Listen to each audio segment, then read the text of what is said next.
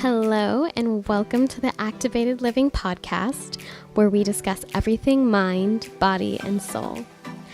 I'm your host, Amanda, holistic health practitioner and creator of Activated Living. Hello, everybody. Welcome back. Today, we are in episode 2 of the Activated Living podcast. And today, I want to talk about stress and how to navigate it. For those who follow the blog at activatedliving.us, you'll know that a few months ago, I had a guest blog post with Hannah from Limitless Millennials, and she brought up some really great points that I just want to expand on that concern stress. On the first episode of this podcast, I also mentioned 10 tips for helping to alleviate stress. And although I was kind of just going down this checklist, I feel that it would also be of service to just dig a little bit deeper into that. Okay, stress.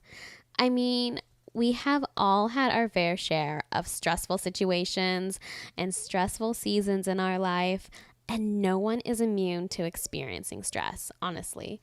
I know for those who have chosen to listen to this podcast, I'm probably preaching to the choir here, but just to break it down, stress is basically your body's reaction to a harmful situation, whether or not it's actually harmful. So that's a really important thing to pick up right there, that the situation might not be harmful at all, but this is your body's reaction to something that you might be perceiving as harmful. On a physiological point, it's your heart rate increasing, your breath quickening, your blood pressure starts to rise or lower. As you can probably imagine, having your heart rate and blood pressure raised for long periods of time can be extremely detrimental to your health and your body. Stress can be caused by so many things. It's usually a feeling that starts as being overwhelmed, caused by too many things happening in your life at the same time. Your body and mind might not know how to respond in a certain situation, and this ultimately results in feeling threatened in some type of manner. It can be something that is out of the norm for you, or it could be something that you've been carrying for years even.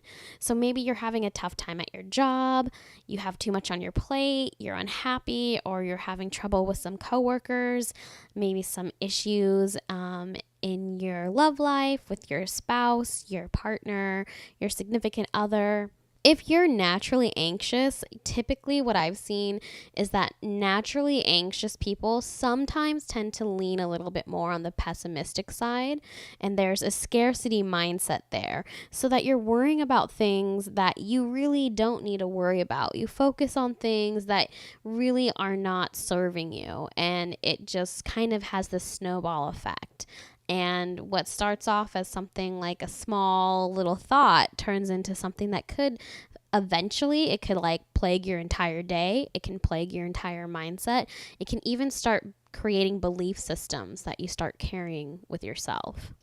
And just all of that in itself probably will create a lot of extra unnecessary stress in your life. And just to focus on one phrase that I just mentioned, scarcity mindset. I know some people that are in the self-improvement, self-help, self-realization community.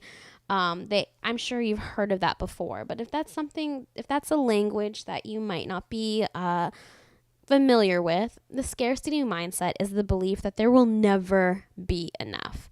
Whether it's money, food, emotions, love, or something else entirely.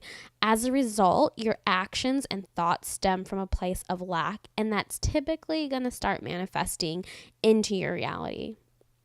Personally, for me, and I know that a lot of people kind of can look at this on a micro scale versus a macro scale, and I can only talk about what's relatable for me, and what's most personal is most universal. For me, I've kind of been on both sides of the spectrum. So I've worked in the entertainment industry in Los Angeles and Southern California. I was making amazing money. I had a very comfortable lifestyle. I was actually getting paid to do what I was going to school for, to be creative. It wasn't necessarily my ideal niche of photography. I was studying fine art and I was working in the entertainment business, which is so different. I thought I was going to work in a gallery. I had all these ideas 10 years ago of what I thought I was going to do. And what I actually ended up doing was completely different. However, I created a lifestyle for myself that I was getting paid really great. I had I had security, I had really good stability, and that echoes in that's a reflection of your root chakra. So my stability was taken care of. I felt safe, but there was still, and this comes from a scarcity mentality, scarcity mindset. I was always afraid that either the money I was going to make was somehow going to be taken away from me. I felt like there was never going to be enough for me. I was stressing myself out. I mean, the list goes on, and it was just pretty much based on the fact of I was repeating patterns that I had picked up from my childhood. And it was an adopted belief system that really never served me. And it was something that's taken me years to kind of unravel, to pick apart, to kind of find where those roots have been, really deeply grown into and slowly start releasing them. So that's just a little bit of my history, part of my history, another lifetime ago. But when it comes to scarcity mindset, this can come in all different forms. It doesn't have to come from a form of money or being paid what you're worth, but typically that's the one major thing that I see repeated through a lot of people. So how do you navigate stress? This is very specific to you and your experience with your past traumas and your overall belief system and mindset, like I mentioned earlier. So there really isn't one answer that works for everybody. Unfortunately, there's not one magic thing to do to navigate stress or help alleviate the stress that's in your life. But what I can say that helped me tremendously was just little by little trying to reprogram my mind and the way that I viewed certain situations, which then ultimately affected and changed the way that I reacted to certain situations. And as I mentioned before, this has taken me years, and I've had many aha moments, and I've had tons of breakthroughs as well as massive, massive breakdowns. So for those who don't truly feel that there is a soul calling urge for going this route, that's perfectly fine. There's a lot of humbling moments within those lessons, and there is a lot of digging deep and finding those root causes for those stress triggers and all those traumas, but that isn't the only way to navigate stress. For me, that's something that is part of my journey as a healer, as somebody who is looking at both the shadow side as well as trying to transmute that and bring more light into the world. That is just the journey that I'm walking on. I think a great way to break all of this down is to put these suggestions that I have to help navigate stress into 3 different categories. And I think what I'll do is I'm just going to categorize this both mind, body, and soul. So first of all, let's just start with the mind. One of the first tips that I would have to help navigate stress that's happening in your life is deep breathing and meditation. This can be seen as one of the most easiest points to navigate into your routine and also the most difficult at the same time. There are plenty of scientific studies and journals that have noted the benefits of deep breathing. So I'm not even going to quote anything here. It's not just woo-woo stuff. Like, this is literally backed by science. Taking several calming deep breaths in a row allows for more oxygen to enter the body. It circulates and your heart rate and blood pressure begin to lower. And this is definitely not a long-term solution, but it can help create an instant small-scale lowering of stress. By meditating, which I also think just deserves its own series for this podcast, is as simple as closing your eyes, finding a comfortable position to sit and just start breathing. But honestly, let's get real. How many times have you had the intention of setting aside time to meditate only to find that you create this laundry list of things that start distracting you from just being present? Typically, meditation takes dedication and a commitment to continually practice it. But I guarantee once you do find that sweet spot between being fully present and just allowing your senses to so totally awaken and help gain insight and clarity, it is so worth it. So the second tip I have is driving mindfully. And I mentioned this in the previous episode about hormones, but I do want to go a little bit further with this. What does driving mindfully really mean? So I just got back from a 4-year journey living in a tropical beach town in Mexico for the past 4 years, and I felt so relieved to let go of all those extra things that I just didn't, felt like it was weighing me down. I didn't own a car. I barely drove a car if there was a trip that I needed to get out of town, like to go to a Costco. I would borrow a friend's car and drive probably the hour and a half that it took to get out of the jungle, get into society, go to Costco, and then come back and have all my essentials. But pretty much I released a lot of those things that I personally felt that were tying me down. And now that I'm finding myself back reintegrating into the Southern California lifestyle, what comes with that territory is a lot of damn traffic. I find when I'm driving like to Santa Monica or during high season out here in the desert, it's just so much extra external things happening. So for me to practice mindful driving, I do several things. One thing that I do is when I find myself stuck in traffic, instead of complaining about being stuck in traffic or, talking smack to that idiot who caused us all to be trapped there, and now we're just sitting and waiting, I like to find reasons why I'm grateful for having this time for myself. It's that rewiring of your brain and how you react to certain situations. Maybe I can find a positive, like listening to a new podcast. I can grab my little to-go box that I've made the day before or the night before, and it kind of nourishes my body with some homemade snacks. Sometimes I just like to zen out and listen to classical music. That's honestly one of the most favorite things that I like doing. Listening, like sitting in traffic now, listening to classical music and eating like cacao dipped goji berries or just eating some really good chocolate. Like that's honestly one of my favorite things to do now. But all it really is, it's just kind of finding gratitude in a shitty situation. And you can reflect that into other situations that you might encounter yourself in, find yourself in, that just really aren't that great to begin with, and just trying to find some gratitude in it, and then just fully sitting in that instead of being bogged down and just kind of getting stuck in that lower vibration. The third tip that I have, which I think is very important, and this has a lot to do with setting boundaries, which I think a lot of people that might be listening to this might be heavy feelers. You might be what you would identify as an empath.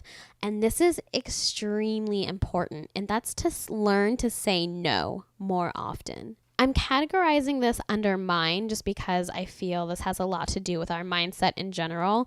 And learning to teach ourselves to say no is a big game changer. And it takes a lot of mental strength to do this for a lot of people, me included. But when you learn what to say no to, you ultimately are also learning what you want to say yes to. We don't need to fill our lives with feeling constantly obligated to do something or possibly trying desperately to live up to someone else's expectation. Saying no is crucial when you want to start living a more authentic life. And as I said earlier, when you start saying no to things, it's going to be opening up a lot more yeses. And I know that sounds a little cliche.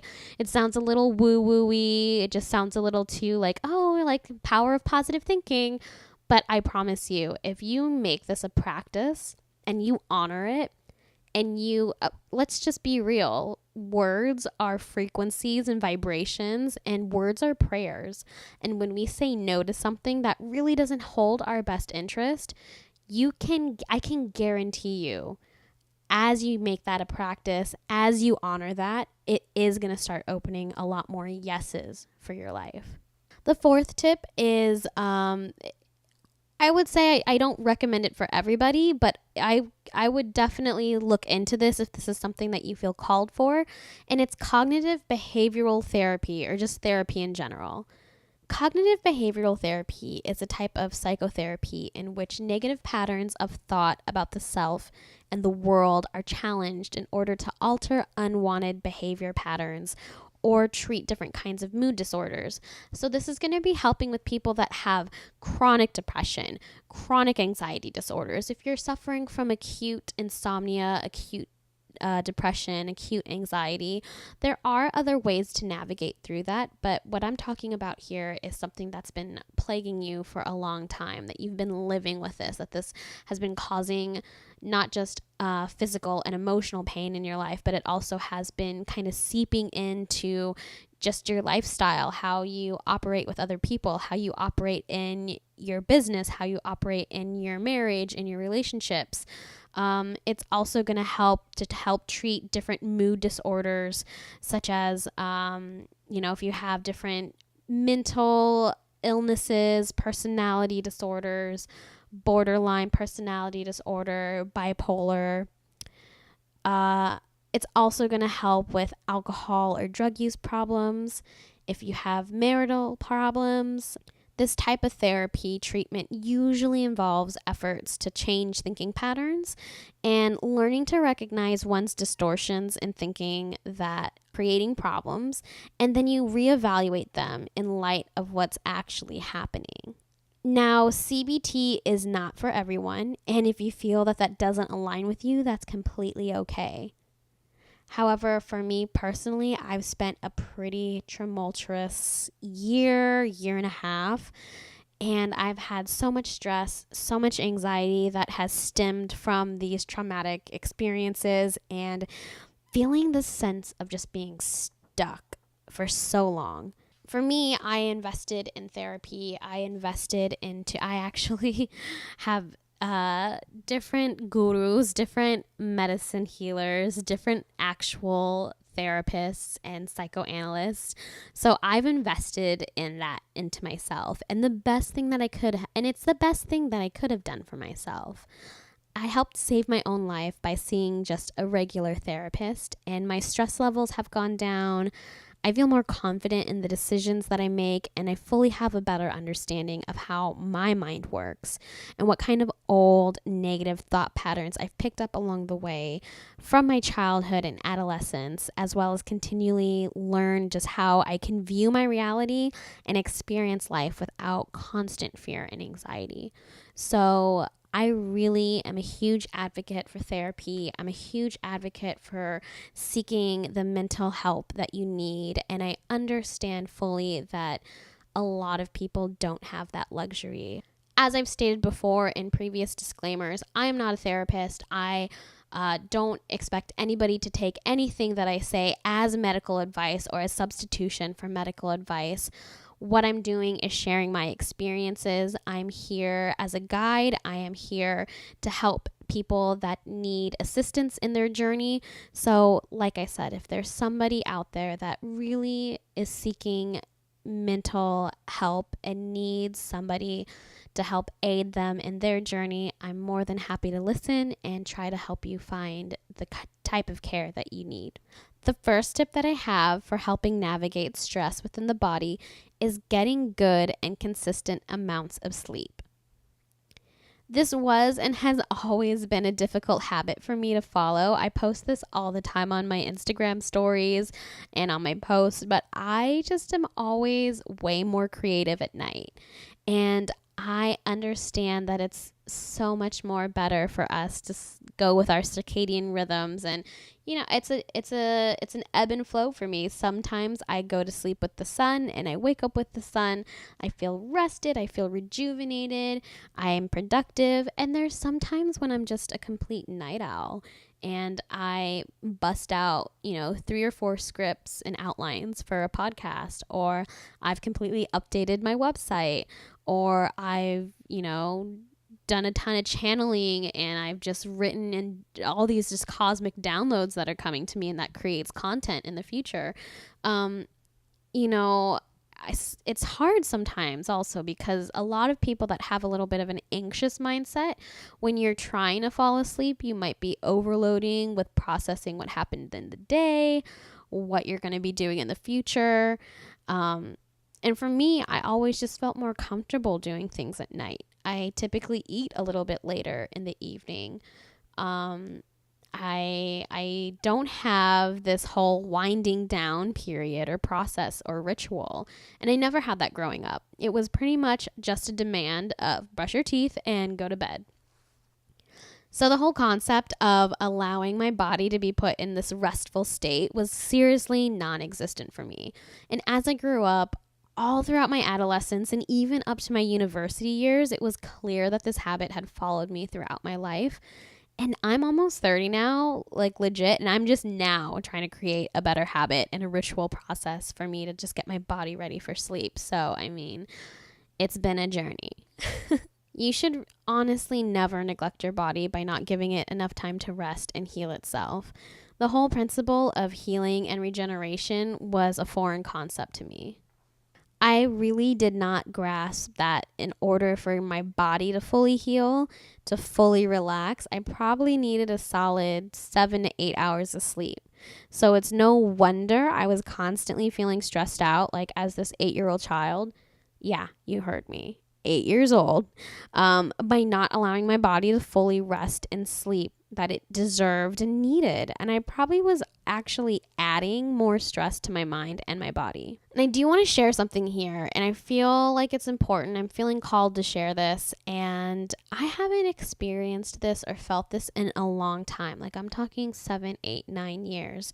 And it's something that I'm still processing and digesting, digging through the layers, but I'm fairly certain that lack of sleep was the ultimate trigger point for this recent episode that I experienced. So let's go back a couple months ago. I would say all of August was just such a huge shitstorm for me. And I know a lot of people listening can relate to that. There is a lot of stuff going on in August. And for me, there was just so much miscommunication going on. I was dealing with stressful situations and environments that were beyond my control. And I was reliving other people's stressful stories. And I was holding on to that energy as if it were my own, which is like such a no-no, especially for those who are working on healing themselves in potentially healing others.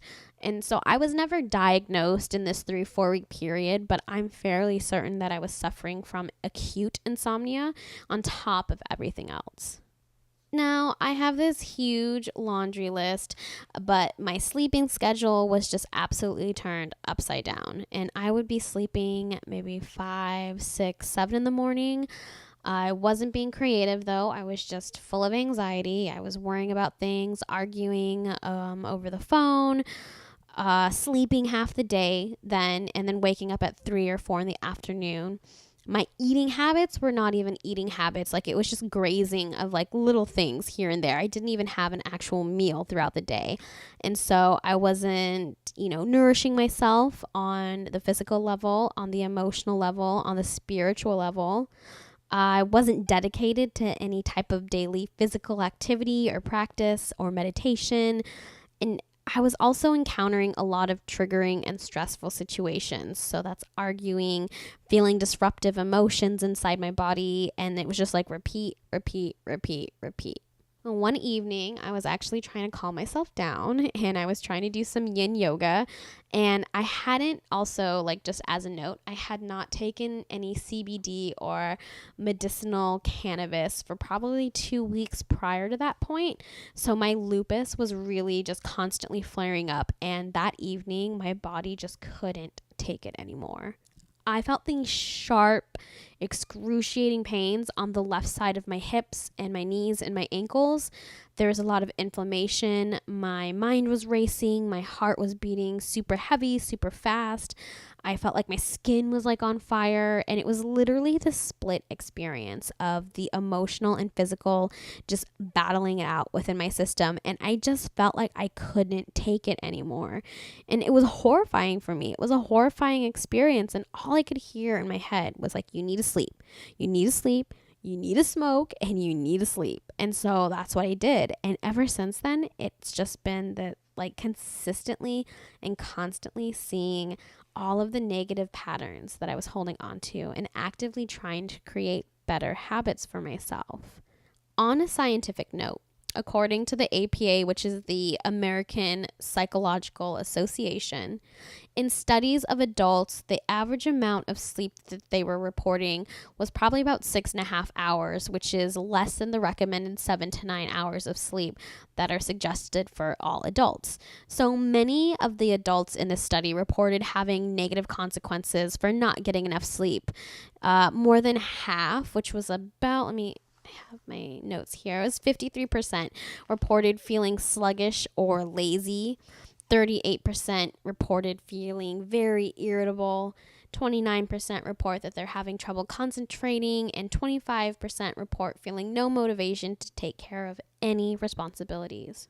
When you experience a perceived threat, so that's physical, psychological, real, or imagined, your body's stress response is triggered. And so that's creating a cascade of physical changes, including quickened, shallow breathing, the release of adrenaline and cortisol, and other chemicals and hormones that provide a huge burst of energy, and other changes that allow you to fight or run from danger. Since fighting and running are both inappropriate responses to many of the stressors that we face in our modern life, such as traffic jams, difficult coworkers, relationship conflicts, like whatever, the fight or flight response really isn't necessarily the best response for today's demands, but it becomes triggered nonetheless. And several times a day, in many cases, people are continually getting triggered by these stressors. And when you're in this constant state of being stressed, that constant state of fight or flight really doesn't add any value to your life. When the stress response becomes triggered and it isn't resolved through relaxation, you may end up in a situation of chronic stress where your body just remains in this continued stress state and without even realizing it even. So your body can consistently be in this chronic anxious stress state and you might not even realize it. It might just become your baseline. And as you can imagine, this can make sleep very difficult to come by, and it becomes less restful when you finally are able to fall asleep. And it's also very, very important to say here that not all sleep problems are due directly or entirely to stress. Certain hormonal changes that come with menopause or even natural aging can alter sleep patterns. Certain medications can have an effect on sleep. Caffeine, alcohol, and other things that we consume can affect sleep as well. And there's even certain diseases and disorders that will make sleep difficult. So if you have a disorder that is bringing you chronic pain, certainly that can interfere with your sleep. If you try the stress management related suggestions below and you find that your sleep has not improved, you should consult with your doctor to see if any of these other causes could be affecting your sleep. On the second tip that I'm going to be talking about would be exercise. So to help increase the amount of dopamine and serotonin that flows into your brain by exercising, this will ultimately lead to more happiness, more agreeability in your life. And just as a rule that I've noticed, typically, there's healthy people are generally a little bit more happier. And I understand that's an overall blanketed statement, but I can also personally attest that when I'm actually taking care of my health and I'm being conscious about it, taking care of my health, taking care of my emotional body, taking care of my spiritual body, I am generally in a more happier mood. And I know that healthy is like the full spectrum. It's the emotional, it's the physical, it's the mental health. And you may even find that with consistent exercise, you're less bothered by known stressors or triggers. You know your own body and you know what's right for you. So maybe simply dedicating 30 minutes a day to walking outside is the capacity of where you're at. Or possibly dedicating 3 to 4 days at the gym, attending yoga on a consistent basis. Swimming might be more your speed. I know that a lot of people like to do something a little bit more on the physically aggressive side by doing CrossFit or just Even like I mentioned in previous podcasts, Qigong is great energy movement. It's great movement for your body. Any of these practices, the point is to get your body moving and creating different movement patterns.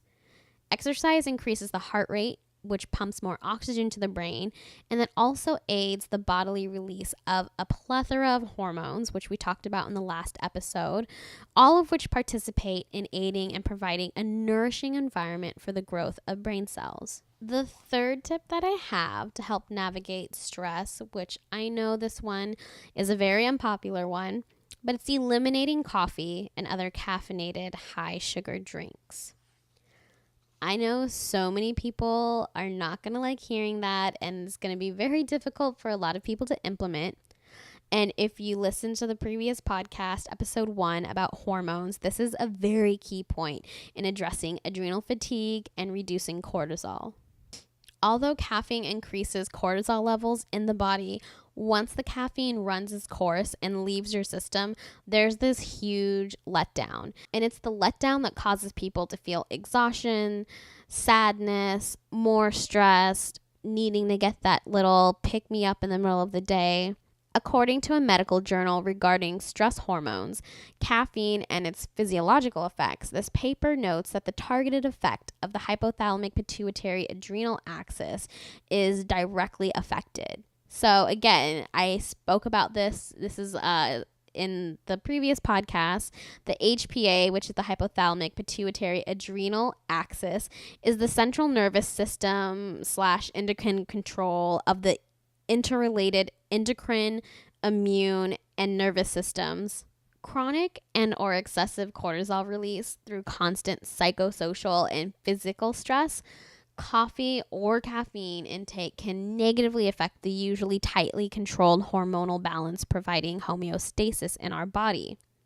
The chronic release of cortisol and activation of norepinephrine and the sympathetic nervous system causes a cascade of effects, and that's going to be including inhibiting secretion of growth hormone, inhibiting thyroid function, inhibiting reproductive system functioning properly, promoting fat deposits in the abdominal area, increase insulin resistance, hypertension, and interfering with proper bone deposition. And so I know since I mentioned the homeostasis state, I can already hear people like asking, oh, well, you're a huge advocate of CBD, and CBD is known to put your body in a homeostasis state. Why can't I just enjoy my coffee and my Gatorade and my energy drinks and just put myself in a homeostasis state with CBD? That's kind of like asking, okay, my car is running low on oil. Can't I just fill it up with any kind of oil that I pick up at the supermarket? No, you can't. That's not how it works. Your body isn't going to function that way. And what you're going to be doing essentially is your body is going to be used to the caffeine crash.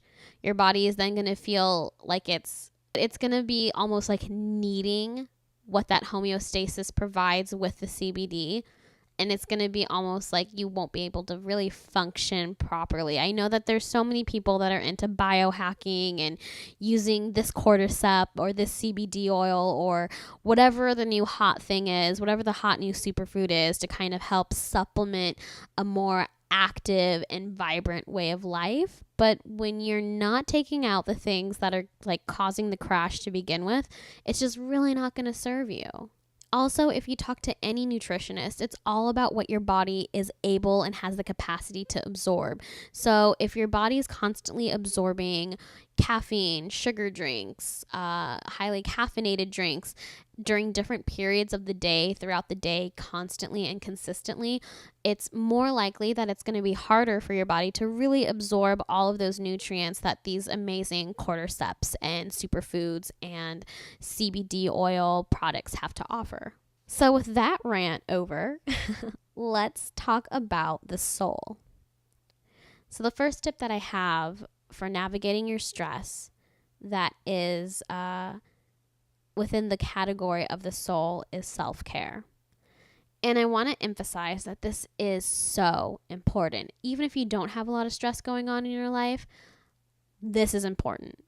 And I get it, and I sympathize and empathize and totally understand that for a busy single parent, maybe a student struggling midterms and a part-time job, an entrepreneur that has a side hustle or 3 or 4, I get it. Sometimes it seems like indulging in much needed TLC is a waste of either time or money, or sometimes, depending on your mindset, both. You can always list a name of tons of excuses that you've been paralyzed by for years, but really the truth is giving yourself some extra you time can save your life and your sanity. The bottom line is that you simply deserve it. I think what this comes down to is the core belief system that we we might have picked up along the way, or maybe it was even programmed in our early years of our life. But many of us, myself included, simply don't put self-care as a priority for ourselves. So honestly, as self-pampering, won't always lead to major improvements in overall health the way that exercise and a good diet does, the relaxation that you get can trigger relaxation response, which can then prevent chronic stress from damaging your health. So in a sense, self-care is really good from the inside out. On an emotional health response, taking time out to care for yourself can remind you and others around you that you and your needs are important too. I'm talking to the caregivers, the caregiver archetype. I'm talking to the empaths. I'm talking to the healers that might be trying to heal too many people and not giving yourself to heal yourself. This is really, really important. Your needs are as important, if not more, than those who are around you, your loved ones, the people that you care about, your, friends, your family, your students. Your needs are important. Having a well cared for body can make you feel good about yourself and your life and conveys to others that you value yourself. This will contribute to long-term feelings of well-being and is actually kind of like the jumping off point for a lot of people when it comes to living a holistic life full of wellness and just all that juicy goodness that comes with it. On an energetic level now, people who neglect their own needs and forget to nurture themselves are at danger of deeper levels of unhappiness, low self-esteem, and feelings of resentment. And also, sometimes people who spend their time only taking care of others can be at risk for getting burned out from all the giving, which makes it more difficult to care for others and yourself. Taking time to care for yourself regularly can make you a better caretaker for others if that's the archetype or the life that you tend to lead.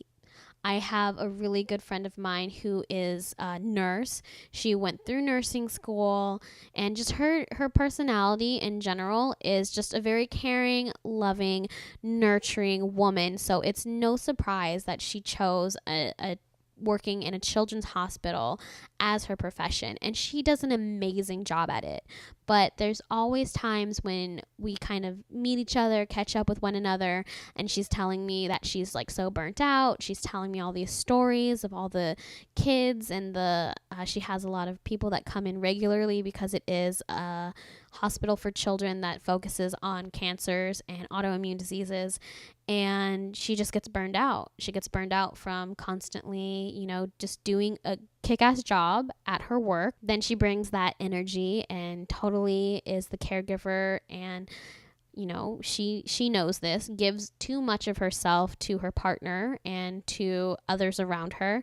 And then she's feeling drained. She's feeling like, what about me? And that leads to resentment. That leads to more arguments. That leads to more inner conflicts. And that essentially affects your self-esteem and how you look at yourself also.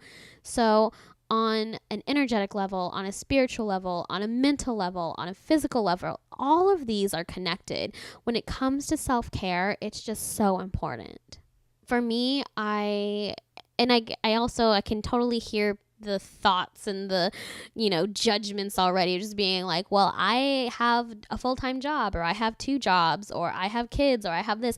I don't have the time or the money to give myself a pedicure, give myself that 1 hour, 2 hours of like whatever. And it's like, that's fine. I get that. I totally get that. But you need to stop using that as your crutch to not give yourself the things and time and love that you deserve.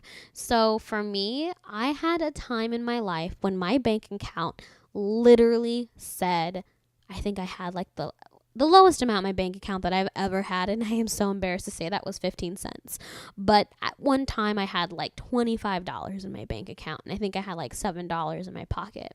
And this was a point in my life when I was kind of finding my path. I was so grateful and so thankful to have people that saw that in me. So I had a roof over my head, I had gas in my car, I had food on the table, and I had people that were helping support me through my journey of finding myself and finding my path. But that still meant that I was a little bit, like I was emotionally bankrupt still, and I still had, not that much money in my bank account, but that didn't stop me from I made sure that every Tuesday and every Thursday was like my day for self-care. What did that mean? I didn't have that much money in my bank or in my pocket. I could go for a walk. I could go for a walk in nature. I wasn't a huge nature person before, and I would start walking to the lake, walking to the beach. I walked barefoot in the park. I would grab a book and I would bring my backpack, put some water in my canister, maybe grab some grapes or nuts or whatever. Take my bag, take my book, take a walk to the park, sit down, read something, nourish my soul. That didn't cost me anything. And maybe your excuse is that you're not time rich. That's fine. If you don't have a lot of time, you have to make the time. So if you have a bathtub, I always say that that's one of the most amazing and luxurious things. And that doesn't have to be just directed to women. I mean, I know plenty of guys that enjoy taking an Epsom salt bath, especially after a really good workout. Taking a magnesium flake bath, just lying in there in the hot water. And that's literally cleansing you. You're cleansing that energy, all of that stress, all of the things that you carry. Let that be your medicine and let that cleanse you. Just to get back on track, self-care, super important. Find something that really aligns with you, and don't make yourself a prisoner of excuses. You can do it. You deserve it. You need it. And I understand that all of this sounds so simple, or maybe very obvious, or like, oh, this is so easy to integrate into your life. But you're listening to this for a reason. Some things may be new to you, or they may seem like common sense to others. But the fact is that we all suffer from acute or chronic stress. And it's so difficult sometimes to even want to get out of bed or even leave the house. And so for those of you that are listening and looking for inspiration or tips to implement into your life, I totally commend you. It's important to remember that you are constantly walking on your path for this journey, and every day is another opportunity or chance for you to create the holistic and healthy lifestyle that truly aligns with you. I hope that you enjoyed this episode and found some source of little nuggets of information or wisdom here in this podcast. For those who may be struggling with stress, or you feel that there's some sort of imbalance that you need some kind of guidance with, I work with clients one-on-one in person in Southern California as well as online. I welcome and invite anyone who feels like they might need a little extra help or support, or might have questions about their health or spiritual journey. To get in contact with me, you can message me directly at activatedliving11@gmail.com. All of my social media handles and links will be in the description below. If you're listening on YouTube, make sure to like and subscribe. If you're interested in the topic of stress or stress management, and you'd like to have some sort of mini series or podcast series, be sure to leave that in the comments below. If you're listening on iTunes or Spotify, be sure to subscribe. And as always, thank you for listening and showing up. Showing up and aligning with your highest vibration is where we can all be led to love and compassion. Have a beautiful morning or evening wherever you are, and continue to shine the light from within.